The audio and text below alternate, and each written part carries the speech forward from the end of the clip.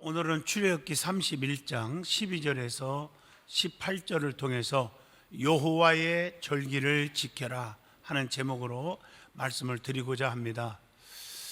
하나님은 우리에게 사랑을 표현해 주십니다. 그래서 성경에 읽어보면 표현하는 말씀들이 참 많이 기록되어 있어요. 그 표현 방법 가운데 보면 내가 눈동자같이 너희를 지켜준다, 사랑하겠다 이렇게 말했고요. 내가 너희들을 고아와 같이 버려두지 아니하겠다 이렇게 말했고, 또 이런 말씀도 있어요. 내가 너를 싫어하지 아니하겠다, 버리지 않는다, 네 곁을 절대로 떠나지 않겠다, 뭐 이런 표현들이 성경에 참 많이 나와요. 이게 하나님께서 우리를 너무너무 사랑한다고 하는 그 표현 방식입니다. 이사야 43장 봐도 열방 가운데 지명하여 불렀나니 너는 내 것이다 이렇게 말을 하기도 합니다. 전능하신 천지를 창조하신 하나님이 너는 내 거다 이렇게 표현했으니 하나님이 우리를 책임져 주겠다 이런 뜻 아니겠습니까? 그 구체적인 말씀들이 참 많아요. 여호수아 1장 같은 데 보면 모세와 함께 있던 것 같이 너와 함께 있을 것이고, 네가 항상 무엇을 하든지 형통케 하리라 이런 말씀도 주셨고, 또 이사야 43장 가운데 보면 불 가운데서도 타지 않게 하시고 물 가운데서도 빠져 죽지 않게 해주신다고 했어요. 이런 표현들은 하나님이 우리를 너무 사랑한다고 하는 표현 방식입니다. 또 그 대신에 하나님은 또 사랑을 받으시기를 원하시고 계신다는 거예요. 그래서 나의 힘이 되신 여호와여 내가 주를 사랑합니다 이런 고백을 참 좋아하시잖아요. 자, 그러면서 특별히 언제나 아무거나 사랑하는 게 아니라 자기 백성, 택한 백성들, 선민들을 사랑하신다는 그런 말씀을 늘 하시고 있어요. 그래서 홍해바다를 갈라놓고도 자기 백성들만 구원하시고, 반대로 애국 군대는 홍해바다의 물을 합쳐서 다 죽게 만들어버려요. 이렇게 구별시켰어요. 하나님의 법궤, 여러분 잘 아시지만 하나님의 법궤는 하나님의 임재를 상징합니다.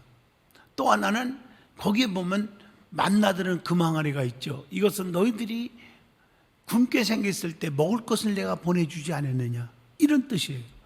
거기 십계명 들어있죠. 내가 너희들을 지켜주고 보호하고 사랑하기 때문에 계명을 주었다.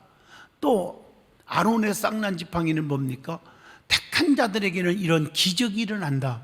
하나님의 능력은 인간적으로 셀 수가 없다. 이걸 보여주는 거예요. 그 은혜를 잊지 않고 살아가는 자에게, 즉 하나님의 법궤를 메고 갈 때마다 기적이 막 일어나요. 축복이 막 일어나요. 그러나 그렇지 않은 이방 민족이 법궤를 뺏어갔을 때는 저주 덩어리가 막 나타나는 거예요. 다시 말하면 영적인 의미에서 보면 하나님은 여기 계십니다. 하나님은 살아계십니다. 전능하십니다. 라는 걸 믿고 그분이 나를 도와주시고 사랑해줬고 구원해주신 은혜를 잊지 않고 살아가는 자에게는 가는 곳마다 기적 덩어리만 일어난다는 것이죠. 그러니까 아무거나 기적 있고 능력 있고 축복이 따르는 것은 아니라는 사실입니다. 이처럼 하나님은 자기 백성들을 보호하시고 인도하시고 지켜주시고 축복하시는 것입니다. 하나님은 성막을 건축하라 하셨어요. 이제는 그래서 절기를 지키라고 또 명령을 하신 거예요. 절기를 통해서 하나님께 뭐 하라는 거예요? 감사하라는 것입니다. 그래서 감사가 있는 곳에 믿음이 있다는 거예요. 여러분들이 나 믿음 있어, 신앙생활 몇 년 했어, 직분이 뭐야, 이게 중요한 게 아니에요. 그의 입에서 늘 감사합니다. 하나님 은혜 너무 감사합니다. 이게 자꾸 나온다면 그 사람은 기적 속에 살 수 있는 사람입니다. 성공적인 삶을 사는 사람이에요.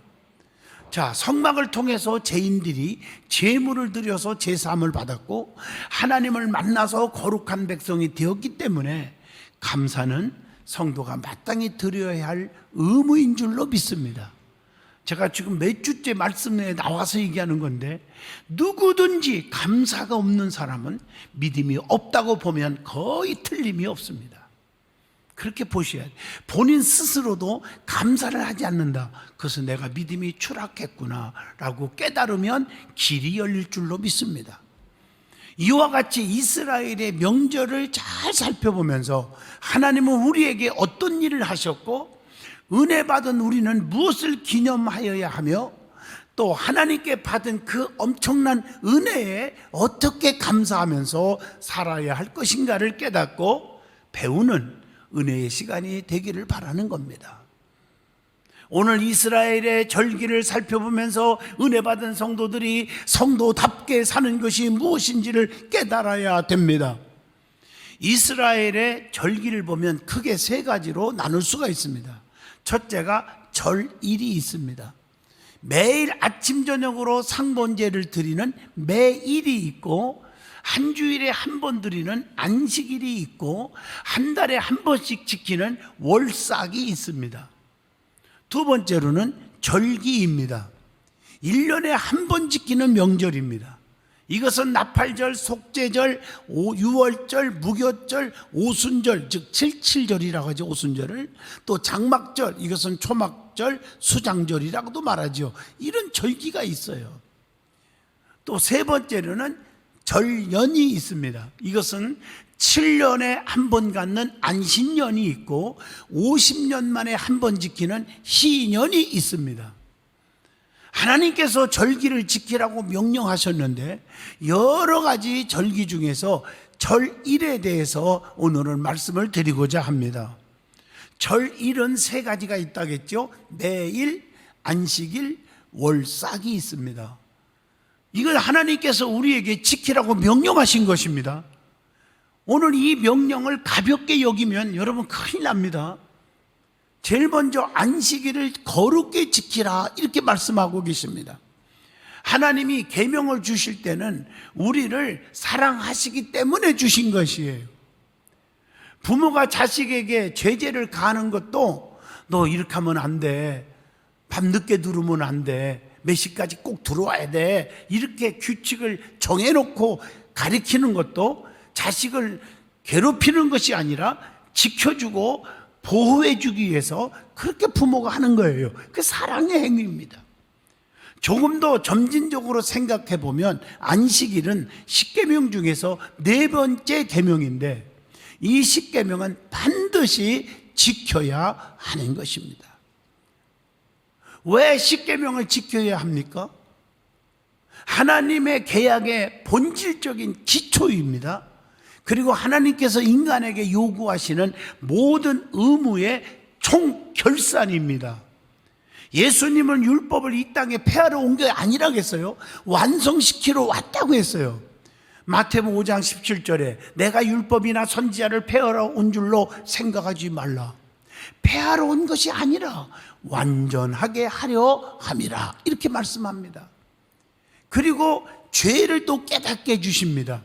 로마서 3장 20절 보면 율법의 행위로 그의 앞에서 의롭다 하심을 얻을 육체가 없나니 율법으로는 죄를 깨달음이니라 이렇게 말하고 있어요. 뿐만 아니라 또 갈라디아서 3장 24절 보면 그리스도께로 인도하는 거예요. 그리스도께로. 또 마태복음 5장 20절 보면 그리스도인의 생활 규범이기 때문에 필요하다는 것입니다. 그것뿐입니까? 마태복음 5장 19절 보면 하나님이 분명히 책임져 주시고 상급을 주세요. 신명기 28장 1절에도 말씀한 것처럼 축복을 받게 해주신다는 거예요. 오늘 여러분 이게 얼마나 중요한지 아세요? 계명 중에서 특별히 많은 계명들이 있죠. 부모 공경이라든가. 여러분 자녀들이 잘 되기를 원하십니까? 여러분들이 재산을 많이 갖다 주고 공부를 많이 가르치고 그것도 물론 무시할 수는 없겠죠. 울며 불며 그냥 금식하며 철회하며 기도하는 것 그것도 중요하겠죠. 그러나 여러분 성경을 통해서 깊이 들어가 보면 자녀들이 망하게 할지도 않겠지만 망하게도 안 망하는 비결이 있더라고요. 세계적인 인물 록펠러 같은 사람도 가난했지만 이 자녀가 잘 되는 이 비결이 있더라고요. 그걸 깨달았어요. 성경에도 나오고 부족하지만 저도 이 내 자녀들이 잘 되는 이 비결 속에서, 네 가지 속에서 제가 축복을 받았어요. 첫째가 뭐냐? 부모 공경입니다. 아무리 자식이 얄미워도 부모를 공경할 수 있는 마음을 자식에게 넣어주면 그 잘 되는 길이 열립니다. 어떤 방법이든지 부모 공경하지 않으면 안 됩니다. 두 번째가 유전적 축복이 있어요. 내가 하나님 앞에 바로 쓰지 않으면, 하나님의 법도대로 지키지 않으면 자녀들이 길이 막힙니다. 이걸 아셔야 돼요. 아브라함 때문에 이삭이, 이삭 때문에 야곱이, 야곱 때문에 요셉이 계속 축복을 받잖아. 다윗 때문에 솔로몬이 축복을 받았잖아요. 내가 하나님 앞에 신앙생활 바르게 하시기를 축복합니다. 세 번째, 하나님 것을 도둑질하지 않아야 돼요. 하나님과 막히면 안 돼요. 그래야 길이 열려요.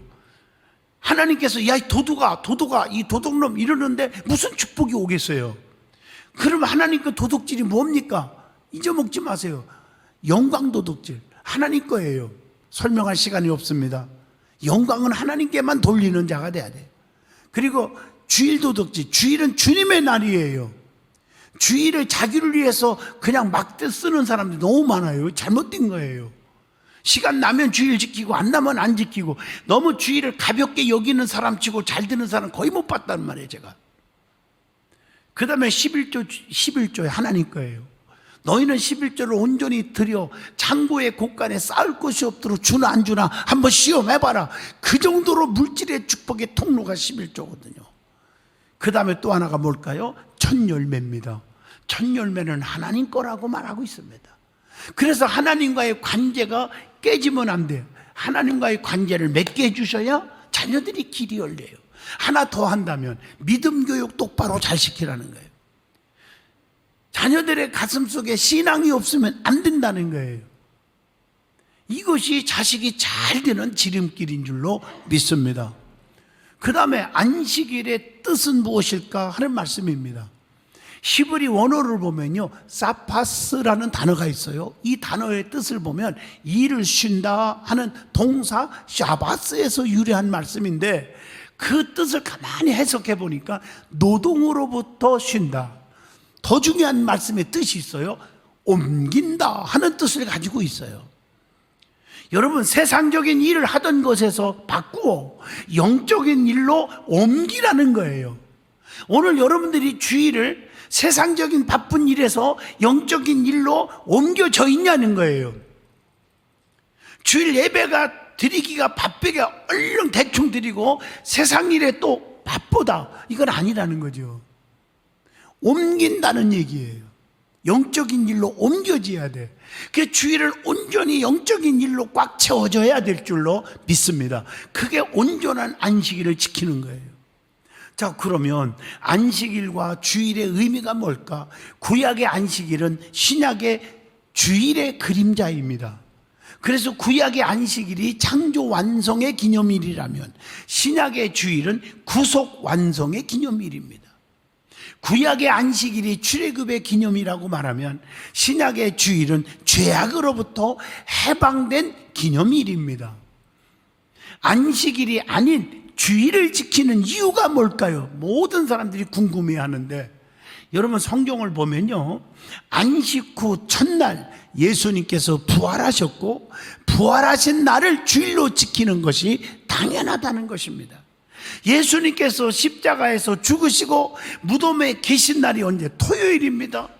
토요일을 주일로 지킬 수가 없다는 얘기예요. 사망 권세를 깨뜨리시고 다시 사신 날을 주님께 예배 드려야 하는 줄로 믿습니다. 부활은 산다는 은혜가 있잖아요. 우리의 생명이 살고 믿음이 살고 가정이 회복되고 사업이 회복되는 축복이 임할 줄로 믿습니다.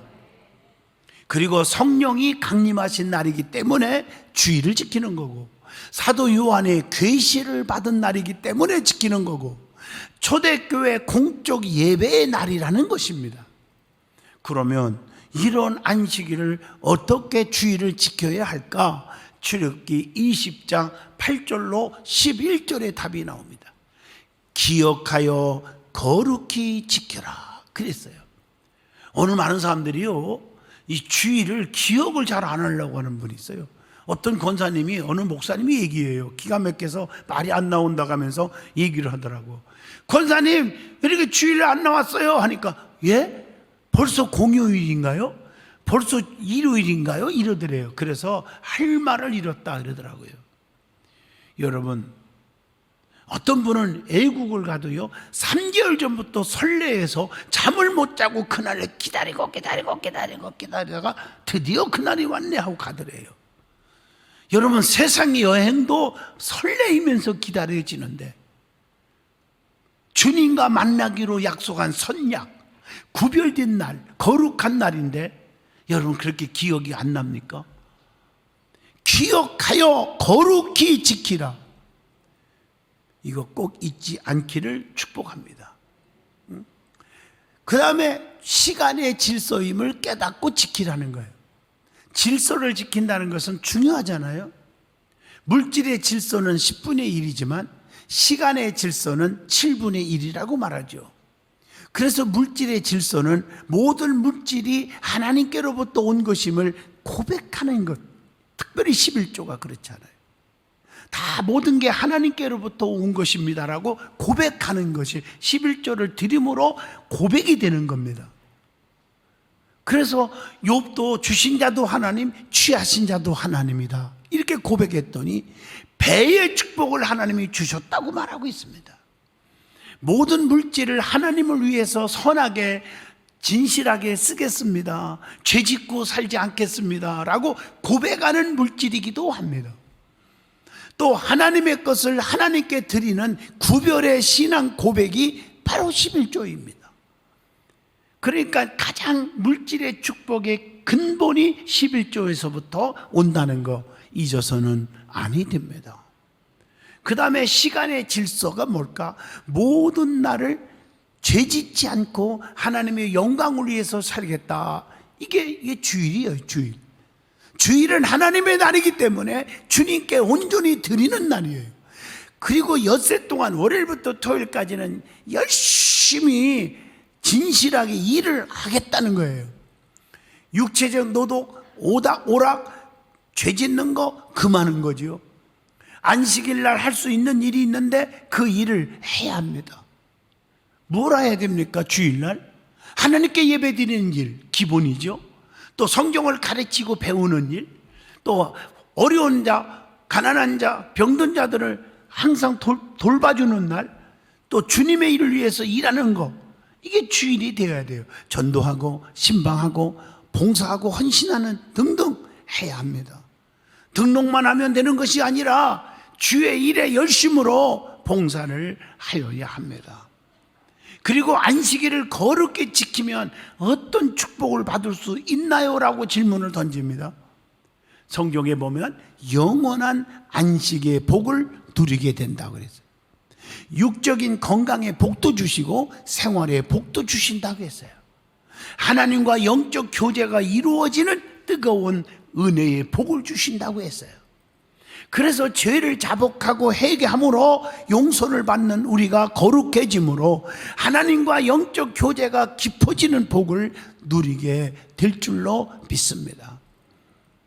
자, 두 번째는 월삭입니다. 이 월삭을 지키라 그랬어요. 성경에 20군데나 나와요, 이 말씀이.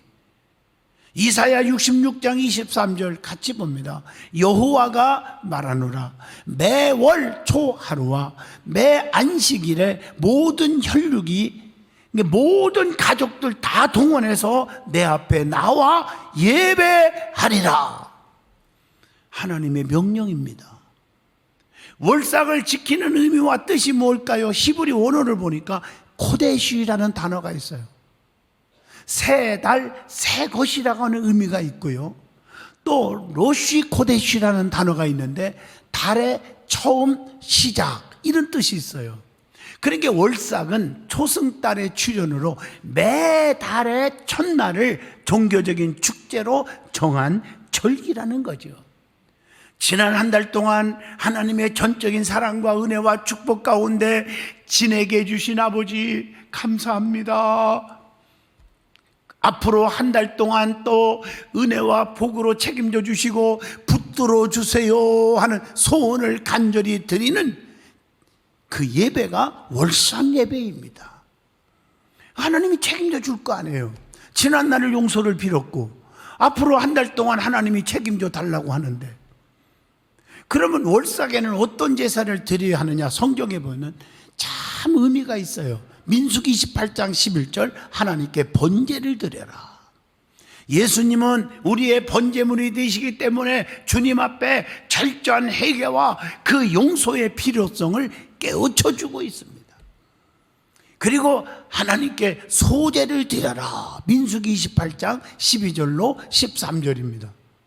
지난 주일날 여러분들이 번제에 대해서 은혜 받았고 소제 다 은혜 받았잖아요. 5대 제사.